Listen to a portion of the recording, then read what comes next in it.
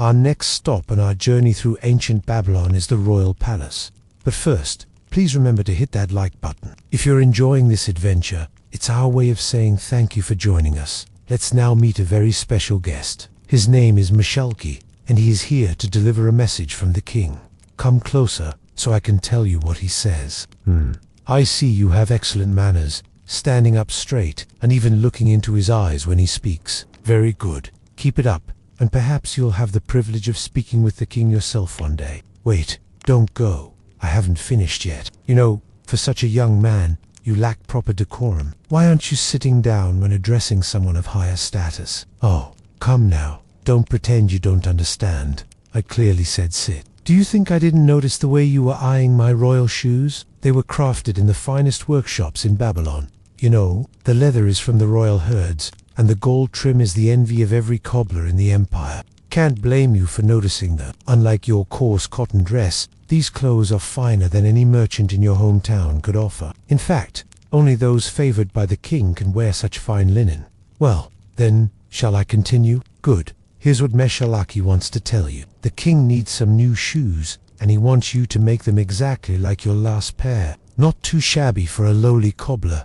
Well, actually, it's quite a lot. Those shoes went to the king's son, and they took you weeks to complete. But the king remembers your fine work, and that's why he sent me to fetch you. Are you honored? Of course you are. You don't want to disappoint the king, do you? The king who holds your fate in his hands, who can grant you riches beyond your wildest dreams or condemn you to the pits of the Euphrates, where the fishes would be glad to see you. And just to be sure you understand how much your cooperation is appreciated, he had a special gift prepared for you.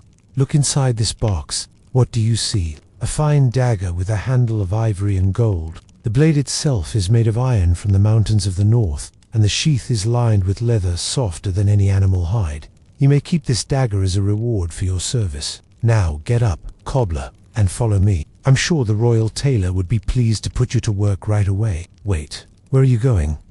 Oh, you were supposed to bring your tools, weren't you? Never mind. The palace has plenty of needles and thread laying around. There's no need for you to carry your own. Now, when you hear the name Hammurabi, a chill runs down the spines of everyone in Babylon. Even the wind seems to whisper his name with respect. Yes, Hammurabi, king of Babylon, the lawmaker, the enforcer, the terror of thieves and traitors alike. There are 28 years between you and the reign of terror of Sargon, the Akkadian king. When he seized Babylon in 2334 BC, he brought with him the threat of war and conquest. Only a decade later, after burning and pillaging, he left Babylon in ruins. For 150 years, the city remained desolate until the Kassite dynasty rebuilt it, bringing stability and peace. But the glory days were yet to come. In 1950 BC, a new ruler emerged, Amisu. His name, meaning Star of the Rising Sun, heralded a new dawn for Babylon. Under his rule, the city flourished, trade routes expanded, and prosperity touched the lives of many. During his 44-year reign, Hammurabi's empire reached its zenith, stretching from the Persian Gulf to the Mediterranean Sea.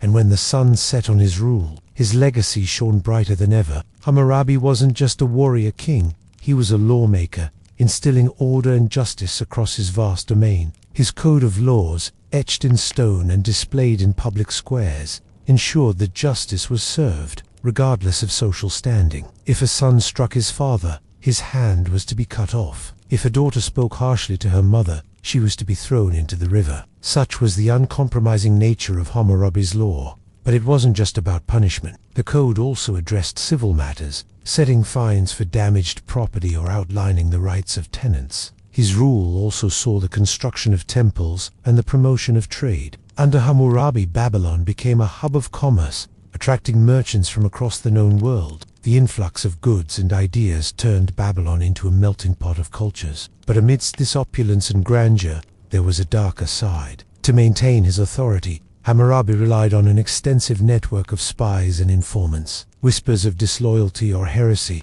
were enough to have one thrown into the notorious pits of Babylon, never to be seen again. And while Hammurabi's legal code granted some rights to women, compared to the rest of the ancient world, Babylonian women had more freedom. They could own property, initiate divorce, and serve as witnesses in court. Yet they were still subject to male domination, and their rights varied widely based on social class. Imagine yourself as a scribe in Babylon, seated in a dim oil lamp-lit chamber, surrounded by clay tablets, reeds, and ink. You are a record keeper, chronicler of transactions, a silent observer of the ebb and flow of Babylonian life. Your days are spent documenting the minutiae of existence, recording trades, births, deaths, contracts, each stroke of your stylus etching stories onto clay. The weight of Hammurabi's laws hangs heavy in the air, a constant reminder that each stroke, each seal impression, each transaction must be precise, honest, and above reproach. You hear the muffled sounds of the city outside, merchants haggling over prices, donkeys braying, children at play. But here, within these four walls, there is a different rhythm. The gentle scrape of reed on clay, the soft murmur of voices discussing figures, the soft swish of a gown as a noblewoman enters to record a dowry or a son's marriage contract. Your quill scratches across the surface of a fresh clay tablet. The room is small, barely enough space for a loom and your desk, yet it is quiet, too quiet. Startled, you turn to see the door slowly opening. A tall figure framed in the dim light, silhouetted against the bright hallway. You rise, bowing low. Who could be visiting at this hour? The newcomer advances, their face still hidden in the shadows. Closer now, you see a woman, her form elegant despite the heavy folds of her robe. She moves with a quiet grace, her eyes sharp and alert. Reaching the desk, she gestures to a tablet, her voice low and melodic. It is Ishtar, the goddess of love and war, and she desires a poem. She does not ask, she demands. Her eyes lock onto yours. You feel her gaze boring into your soul, testing your mettle. Can you bear this burden? The pressure is immense, a physical weight pressing down upon you. You nod, unable to speak. She turns away, gliding to the window. As she stands there, bathed in the faint glow of twilight, you watch, mesmerized. And as she waits, the urgency of her request pounds in your ears. Finally, she speaks, her voice echoing in the small room. Write a hymn to my glory. Write of my beauty and my might. Write of my love and my wrath. Write, mortal scribe, and capture my essence in clay. The words flow from your quill, guided by the silent pressure of her gaze. Each stroke of your stylus is a prayer, a plea for her favor, a hope for her mercy. The poem takes shape, a testament to her allure, and a hymn to her fury. The weight of her expectation presses down, but the thrill of creation courses through you. You pour your heart and soul into the poem, crafting verses that sing of her celestial beauty and earthly allure. With the final stroke, you finish. The room is silent save for the chirping of crickets from the darkness beyond. Slowly, Ishtar turns. Her face is an enigma in the gloom, her expression unreadable. You stand, holding the tablet like a shield. She does not speak. She does not move. She only stares. Seconds stretch into an eternity. Then, slowly, she nods, a ghost of a smile touching her lips. The tension eases from your shoulders. You are dismissed. The night is alive with activity. Street vendors hawk their wares, musicians tune their instruments, and lovers whisper sweet nothings beneath the watchful gaze of Ishtar's priests. But high above the bustling city, in the shadow of the ziggurat, something else stirs. A plan, a dream, an obsession. The king's advisors gather in hushed tones, their voices weaving a tapestry of ambition. Their faces, illuminated by flickering oil lamps, are etched with determination. Tonight, they discuss a new project, one that'll test the limits of human endeavor and alter the course of history forever. We now come to the last chapter in our journey through ancient Babylon. Let us explore the legendary Tower of Babel. Just imagine you are a member of a priestly caste in ancient Babylon, living a life of luxury and privilege in the shadow of the great ziggurat. Your days are filled with religious duties and the pursuit of knowledge. You read the signs in the stars,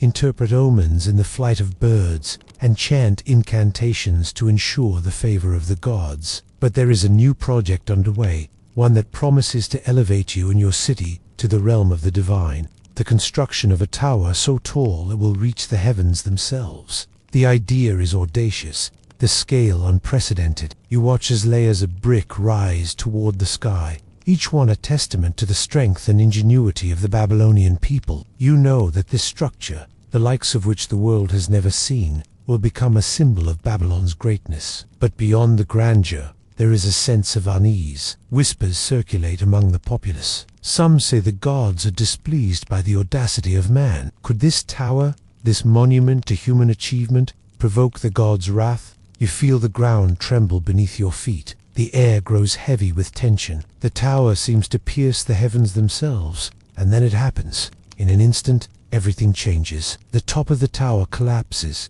crashing down in a shower of bricks and dust. People scream, falling to their knees in terror. You stand frozen, watching as the tower, once a symbol of human pride, lies in ruins at your feet. The silence that follows is deafening. In that moment, you realize that nothing will ever be the same again. So what do you do next? How do you rebuild? Or do you abandon the project altogether? You can decide by sharing your story in the comment section below. Thank you for embarking on this journey through ancient Babylon. Don't forget to subscribe for more adventures. Until next time, may your days be filled with wonder and your nights with peaceful dreams. Let us now step away from the common workers' quarters and enter the world of kingship of decree, symbols, and ancient justice carved not in memory, but in stone. The year is around 1754 BCE, and the name on every tablet, every seal, and every pair of whispered lips, ... He is not the first king of Babylon, but he is the one who would make it the center of the world, at least their world. He is measured, intelligent, and known as a builder of cities and a consolidator of laws. He will not only conquer neighboring lands, he will give Babylon its enduring identity. And he will do so ... through rules. Imagine yourself standing in a crowded courtyard, surrounded by traders, scribes, servants, and farmers. In the center stands a large black stone monolith, carved with tiny wedge-shaped letters from top to bottom. This is the Code of Hammurabi, not a book to be leafed through, but a monument to be read with your eyes lifted high and your neck craned. Its surface is hard, basalt, dark, and enduring. And at its top is a carved image of Hammurabi receiving authority from the god Shamash, the divine judge of heaven and earth. The message is clear. These laws are not just his ... They are divine. But what do they say? The code contains nearly 300 laws, each written with precise formality and with a tone both stern and absolute. They cover trade, theft, agriculture, marriage, debt, and crime. They speak of bricklayers and merchants ... of wives and slaves ... of temples and livestock. Some are striking in their symmetry. If a man puts out the eye of another man, his eye shall be put out. A law not made to comfort, but to command. These were not suggestions. They were a framework for a complex and stratified society. Others reflect a different form of justice, one based not only on the crime, but on the rank of the victim. If a noble strikes a noble, the punishment is one thing. If a noble strikes a commoner, it is another. If a man wrongs a slave, it is different still. This was a world where hierarchy was baked into the very idea of fairness. A world where justice was shaped as much by your status ... as by your actions. Imagine, then, being accused of theft. You are led to the temple. Your accuser and a priest are waiting. You speak in your defense, but ultimately, if your innocence cannot be proven ... you may be cast into the river. It is not symbolic. It is a test. If you float, the gods have spared you. If you sink, your guilt is assumed. And yet, this too is law. The code also sets strict rules for builders. If a house collapses and kills its owner, the builder shall be put to death. If it kills the son of the owner, the builder's son must die. By modern standards, it may seem harsh, sometimes cruel, but to the people of Babylon, it was a protection, a promise that there was order in an otherwise chaotic world. It brought predictability in the face of nature's whims and human impulse. But Hammurabi's code was more than a list. It was a vision for empire. It spoke of irrigation canals and honest weights. It spoke of how temples should be honored and how debts must be repaid. It offered a map for a stable society, one that could endure droughts, wars, and rebellions. Through this code, Hammurabi stitched together a loose patchwork of cities and peoples into a single identity, and in doing so, he ensured that his name would last for millennia. Even today, fragments of his code sit in museums. Students of law still whisper of him. And yet, what remains most vivid is not the king himself, but the weight of his words, carved in stone, resting silently in a courtyard where a scribe might pause, squint up, and read. So it is written, so it shall be. Now, as the shadows lengthen over the stepped ziggurat and the courtyards grow quiet, let us wander into the realm of myth, where history and story intertwine, and where a tower was said to scrape the very heavens. Now we drift gently toward the outer reaches of the known, not in geography, but in thought, in symbol, in belief. As night settles across ancient Babylon, torches flicker along mud-brick alleys, casting soft orange hues on walls inscribed with prayers. In the distance, rising solemnly from the heart of the city, a massive staircase seems to reach for the stars themselves. This is the Ziggurat of Babylon, and in time, it would inspire one of the most haunting and enduring legends in human history, the Tower of Babel. The biblical tale tells of a united humanity, speaking one language, building a tower to pierce the heavens. A tower so tall that it drew the attention of the divine. And so, according to the story, the gods of God confused their speech and scattered them across the world. The myth has long stirred the imagination, but was there truly a tower? And if so, what did it mean? Let us begin with what we know. In the center of Babylon stood a monumental structure known as Etemenanki, which translates roughly to the foundation of heaven and earth. It was a ziggurat, a type of stepped temple common in Mesopotamia, rising in wide layers from a square base, narrowing as it ascended skyward. It is believed to have reached over 90 meters, or nearly 300 feet, a remarkable feat for its time. Built of sun-dried and kiln-fired bricks, each layer was carefully aligned. Stairways led up the sides, and at the top, it is said, a shrine stood perhaps to Marduk, Babylon's chief deity. It wasn't a tower in the modern sense. It wasn't for living in or observing the stars. It was sacred, a meeting point between earth and sky, a place where gods were thought to descend, and where priests climbed slowly in ritual and reverence. To stand at the base of Etemenanki was to feel very small. The air around it buzzed with devotion and awe. It dominated the skyline, visible from far beyond the city walls. In later centuries, especially after Babylon's fall, tales of the Great Tower grew in the telling. When the Israelites were exiled to Babylon, they likely saw the ziggurat with their own eyes, and perhaps, to a people far from home, the tower seemed like a symbol of hubris, of human ambition trying to rival the divine. Over time, stories transformed. The ziggurat became the Tower of Babel. The scattering of languages became a divine punishment for pride. But here, in this moment, let's return to the quieter truth. Babylonian builders didn't believe they were challenging the gods. Rather, they were honoring them.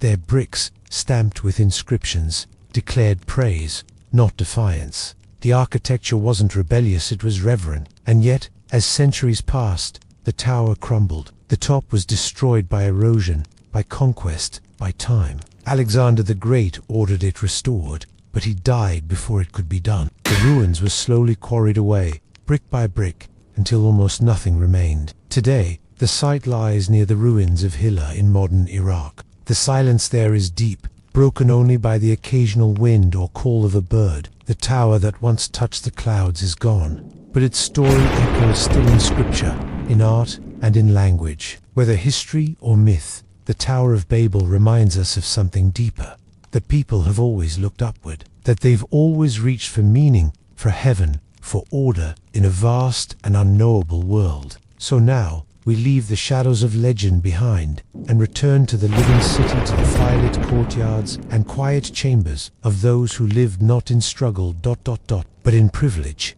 Let us rise softly now into the elevated world of the Babylonian elite. As you lie still now, perhaps your thoughts begin to drift upward, like the bricks once stacked into the heavens in the form of the Tower of Babel.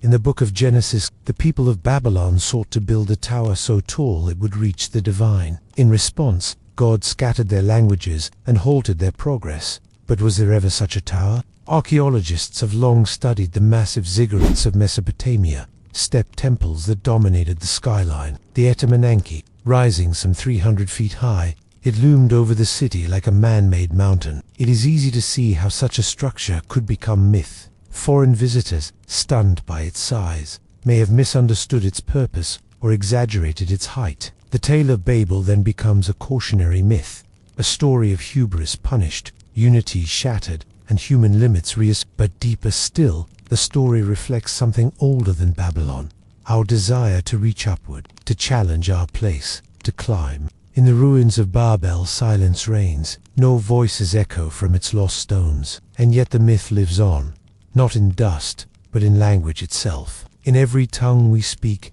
in every failed translation, the whisper of that ancient ambition lingers. As we now ascend from myth and mystery, we enter a different realm, one of perfume, parchment, and privilege, a quieter world, elevated not just in status, but in ritual, education, and luxury. Imagine yourself no longer among the laborers, but among the upper tiers of Babylonian society. You are a temple priest, or perhaps a royal scribe, or even the wife of a high-ranking official. Your clothing is not of rough flax, but of soft linen or imported wool. Your sandals are stitched and your fingers bear rings of lapis lazuli. Your home is larger courtyards with fountains, upper rooms open to the sky, servants who rise earlier than you do to prepare morning meals. The walls of your chambers are painted in soft ochre, and jars of perfumed oil line the shelves. You have leisure, you have literacy, you have power, if not always overt, then certainly social. The priesthood in Babylon held tremendous influence. Priests were not merely religious figures, they were record keepers, advisors, astronomers, and healers. Within the towering ziggurat and its surrounding temple complex, they performed rituals that kept the cosmic balance intact. Every morning began with offerings, grain, incense, perhaps a bird or small lamb. But these were not dramatic affairs. The rituals moved slowly, deliberately, like a river easing around a bend. Incantations were murmured in the ancient Sumerian tongue, already archaic by Hammurabi's time, preserved only for sacred use. As a priest, your hands are clean, your robes unsoiled. You anoint statues with oil, light lamps at precise moments, and mark the movement of stars across the heavens. Time, for you, is measured not in minutes, but in cycles, in festivals, in alignments. Across the city, another elite class prepares for a banquet. The host is a landowner. His estates stretch beyond the river, and his grain stores are full. Tonight, he hosts officials and fellow nobles in his home. Musicians tune their lyres. The air smells of roast lamb and dried apricots. There is beer, thick, cloudy, sipped through straws, and wine imported from the Zagros Mountains. The guests recline on mats. Servants bring dishes of stewed lentils, honeyed bread, garlic, and wild greens. The conversation is slow and layered, often spoken in poetic metaphors or wrapped in proverbs. They speak of trade, of omens, of dreams. Some of the men wear cylinder seals around their necks, small, intricately carved tools used to stamp signatures into wet clay. These seals are both personal and political, symbols of their owner's identity and status. They are never far from hand. Occasionally, a scribe recites a portion of an old myth, the Epic of Gilgamesh perhaps. The story is familiar, yet still profound, about friendship, mortality, and the deep longing to outlast time itself. Education, too, is a mark of the elite. Children of scribes and nobles attend tablet schools where they practice writing cuneiform onto soft clay. The lessons are repetitive, disciplined. A missed stroke earns a stern correction or perhaps a quiet moment of shame. But success means a future of influence. And what of the noblewomen? Their roles are often quieter, yet no less vital. Many oversee estates while husbands travel. Others manage temple property or engage in trade under the family seal. In some cases, noblewomen serve as high priestesses, guardians of sacred knowledge, and curators of ancient rites. Their homes are adorned with wall hangings, low tables, and storage jars of spices and dyes. They wear jewelry made from gold, silver, and semi-precious stone items passed from mother to daughter for generations. From high terraces, the elite gaze down at the bustle below, markets swelling with noise, canals teeming with cargo, and the constant churn of common life. They are above it, yet dependent on it. Their world is fragile, though it doesn't feel so. Empires fall, temples crumble, but in this moment, as the music plays and the lamps burn low, the illusion of permanence wraps around them like a silk shawl. And so the night deepens. The last embers of the ziggurat's lamps begin to dim. The courtyard's empty. The moon hangs still above the silent walls. Babylon sleeps, Its rich and poor, its scribes and bricklayers, its priests and potters each, drifting into dreams under the same dark sky.